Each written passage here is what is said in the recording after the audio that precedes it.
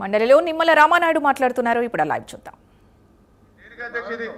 మీకు టైం ఇచ్చాను, నేను మిమ్మల్ని రిక్వెస్ట్ చేస్తాడు ఆయన, మీరు అలౌ చేస్తే ఓకే, లేదంటే మీరు మాట్లాడండి. అధ్యక్ష, ఇందాక ప్రశ్నించినప్పుడు ఇప్పుడు ప్రశ్నించినప్పుడు కూడా రెండిట్లు కూడా రాయలసీమ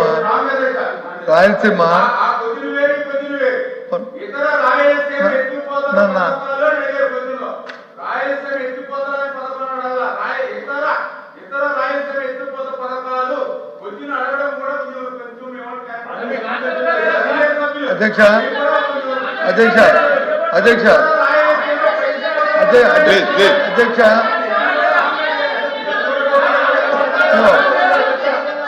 ఇగో మంత్రి గారు టెక్నికల్ సాంకేతికంగా అంటే ఇప్పుడు సాంకేతికంగా ఉన్నది, తర్వాత దీనికి సమాధానం చెప్తాము పంపిస్తామంటే సరిపోద్ది.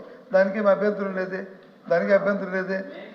రాయలసీమ ఎత్తిపోతల పథకాలకు సంబంధించి సూటిగా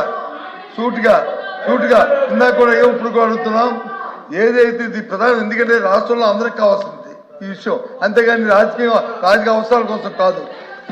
ఎవరైతే శాసనసభ సాక్షిగా తెలంగాణ ముఖ్యమంత్రి రేవంత్ రెడ్డి గారు ఏదైతే అంశాన్ని లేవనెత్తారో, రాయలసీమ ఎత్తిపోతల పథకాన్ని నేను చెప్తేనే చంద్రబాబు నాయుడు ఆపారన్నారు. అది వాస్తవా కాదా? అది వాస్తవా చెప్పండి. వాస్తవం అవుతుంది. ఒకటి. రెండు గౌరవ మంత్రి గారిని మీ ద్వారా అడుగుతున్నాం, ఈ పథకాన్ని మళ్ళీ ఎప్పుడులో ప్రారంభించి ఎప్పుడులో పూర్తి చేస్తారో దయచేసి మీరు సమాధానం ఉంటే చెప్పండి, లేకపోతే సమాధానం పంపించండి. అది ఈ రెండు కూర్చొని ఎందుకండి డైరెక్ట్గా అడుగుతున్నాం. అది నాకు కావాల్సింది. రాయలసీమలో ఎవరైతే తెలంగాణ ముఖ్యమంత్రి రేవంత్ రెడ్డి గారు శాసనసభ సాక్షిగా చంద్రబాబు నాయుడు గారు నాకున్న సన్నిహితంతో స్నేహంతో దీన్ని ఆపమన్నా అని చెప్పారో అది వాస్తవమా కాదా? అది ముందు చెప్పండి. రెండోది ఎప్పుడు ప్రారంభిస్తారు, ఎప్పుడు? ఎందుకంటే ఆయనే చెప్పారు అధ్యక్ష,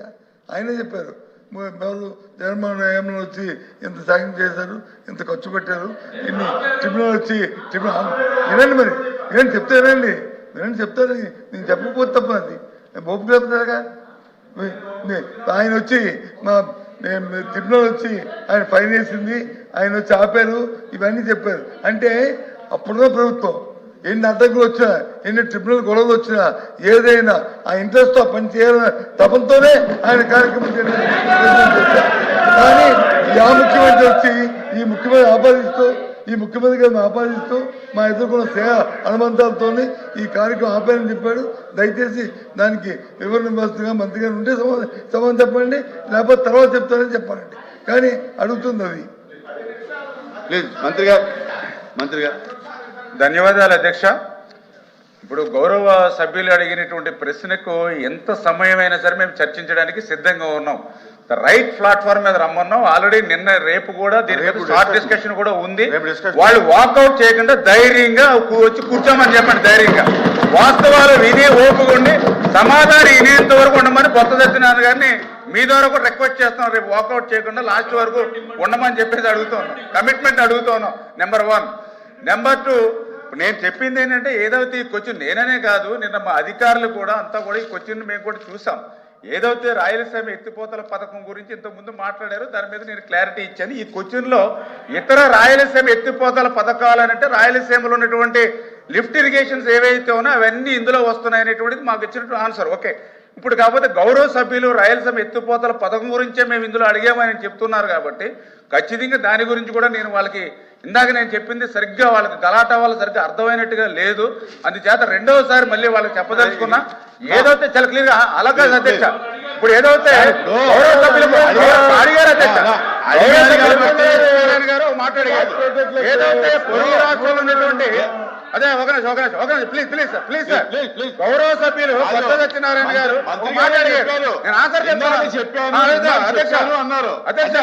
గౌరవ సభ్యులు బొత్స సత్యనారాయణ మాట చెప్పారు. ఏదైతే అక్కడ ముఖ్యమంత్రి రేవంత్ రెడ్డి గారు మాట్లాడారు అని చెప్పారు. మరి అదే రోజు అక్కడ ఉన్నటువంటి హరీష్ రావు గారు కూడా మాట్లాడారు. ఆ రోజు 2020 సంవత్సరంలో ఎన్జీటీకి మేము వెళ్ళి రాయలసీమ ఎత్తిపోతల పథకాన్ని ఆపాము.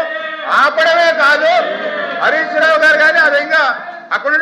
అక్కడ ఉన్నటువంటి టిఆర్ఎస్ నాయకులు కూడా చెప్పారు అధ్యక్ష, ఏదైతే ఆ రోజు జగన్మోహన్ రెడ్డి గారితో మేము మాట్లాడాము, దీని మీద ఇంత మించి వెళ్ళకు, నీకు ఆ రాయలసీమ ఎత్తిపోతల పథకం పేరు చెప్పి నీకు ఏం కావాలో అవి నెరవేర్చుకో, నీళ్లు మాత్రం అడక్కని చెప్పి మేము అడిగాం, ఆ రోజే మేము నిలిపివేసామని చెప్పేసి అక్కడ టిఆర్ఎస్ నాయకులు మాట్లాడుతున్నారు అధ్యక్ష. అంటే నేనేం చెప్తున్నానంటే పొరుగు రాష్ట్రంలో వాళ్ళ రాజకీయ లబ్ధి కోసం వాళ్ళు మాట్లాడతారు, ఇక్కడ వాస్తవాలు ఏంటనేది మనం అంగీకరించవలసిన అవసరం ఉంది. నేను చాలా క్లియర్ గా చెప్పాం. మరి బొత్స సత్యనారాయణ గారు సీనియర్ మంత్రి అయినా ఆయన కూడా 2020లో జగన్మోహన్ రెడ్డి చంద్రబాబు నాయుడు గారు ఎన్జీటీ దానికి స్టే ఆర్డర్ ఇచ్చినప్పుడు అక్కడ ఏదైతే దాని మీద 2.6 కోట్ల రూపాయలు పెనాల్టీ విధించినప్పుడు చంద్రబాబు నాయుడు గారు జగన్మోహన్ రెడ్డి ముఖ్యమంత్రి అంటే దానికి సమాధానం లేనిటువంటి పరిస్థితి. మేము ఎన్జీటీ మాకు ఆదేశాలు ఉన్నా కూడా ధైర్యంగా చేసామని చెప్తా ఉన్నారు. మరి మీరు 2021లోనే ఎంబుక్ రికార్డ్స్ ప్రకారం 900 కోట్ల రూపాయలు బిల్ చేశారు. 900 కోట్ల రూపాయలు బిల్ చేశారు 2021 ఎంబుక్ రికార్డు ప్రకారం. మరి 2022, 2023, 2024 అదే ధైర్యంగా మీరు ఎందుకు చేయలేకపోయారు? మీ సిఎస్ ని అరెస్ట్ చేస్తామని కూడా ఆ రోజు ఉన్నటువంటి ఎన్జీటీ చైర్మన్ కూడా మరి ఆ రోజు లెటర్ ఇచ్చినటువంటి పరిస్థితి అధ్యక్ష. అంటే వీటన్నిటిని దృష్టిలో పెట్టుకుని వాళ్లే 2021లో 900 కోట్ల రూపాయలు పనులు చేశారు. పనులు చేసినటువంటి ఎంబుక్ రికార్డు ఎక్కడి వరకు ఉంది? 2021. మరి అదే ధైర్యం 3200 కోట్ల రూపాయలు మీకు సమయం ఉందిగా. 2021 ఉంది, 2022 ఉంది, 2023 ఉంది, 2024 ఉంది. 4 సంవత్సరాలు మిగిలినటువంటి పని చేయకుండా ఎందుకు అప్పుడు క్లోజ్ చేశారు?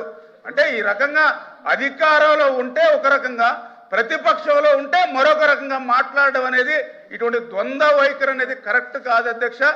ఏదైతే రాయలసీమ ఏదైతే ఆ యొక్క సాగునీరు త్రాగునీరు ఇవ్వడానికి ఈ ప్రభుత్వం ఎప్పుడు కూడా చిత్తశుద్ధితో పనిచేస్తూ ఉంది. అందులో భాగంగానే ఏదైతే ఇప్పుడు జిఎన్ఎస్ఎస్ మరి సంబంధించినటువంటి ఏదైతే గౌరవ సభ్యులు అడిగారో ఆ జిఎన్ఎస్ఎస్ సంబంధించి కూడా మరి బనకచెర్ల టు గోరకల్లు, అదేవిధంగా గోరకల్లు టు అవుకు, ఇవన్నీ కూడా అవుకు టు గండికోట, ఇవన్నీ కూడా మేము ఈరోజు 80,000 క్యూసిక్ల నీరు సామర్థ్యం తీసుకెళ్లేటువంటి విధంగా ఈవేళ వైండింగ్ కానీ అదేవిధంగా లైనింగ్ పనులు కూడా ఈరోజు జరుగుతున్నటువంటి అధ్యక్ష.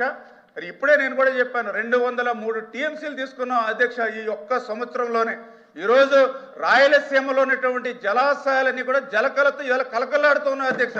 ఈవేళ మేము రాయలసీమ వెళ్తూ ఉంటే అక్కడ నుండి రైతులు చెప్తూ ఉన్నారు, ఆ రోజు శ్రీకృష్ణదేవరాయల కాలంలో ఆ రోజు జలకలతో ఉట్టిపడేవి, మళ్ళీ ఇప్పుడు చంద్రబాబు నాయుడు గారి హయాంలో ఉట్టిపడుతున్నాయని చెప్పి ఈరోజు అక్కడ ఉన్నటువంటి చెప్తున్నటువంటి పరిస్థితి అధ్యక్ష. అదేవిధంగా ఏదైతే మెయిన్ కెనాల్ ఏదైతే ఉందో అంటే ఈ పనులన్నీ కూడా ఈవేళ ఈ యొక్క చంద్రబాబు నాయుడు గారు కూటమి ప్రభుత్వ అధికారంలోకి వచ్చిన తర్వాత ఈ పనులన్నీ జరుగుతున్నాయి అధ్యక్ష. నేను అడుగుతున్నా సూటిగా, ఆ రోజు 2014, 2019లో రాయలసీమకు మేము 12,000 కోట్ల బడ్జెట్ పెడితే 19, 24 2,000 కోట్ల అధ్యక్ష.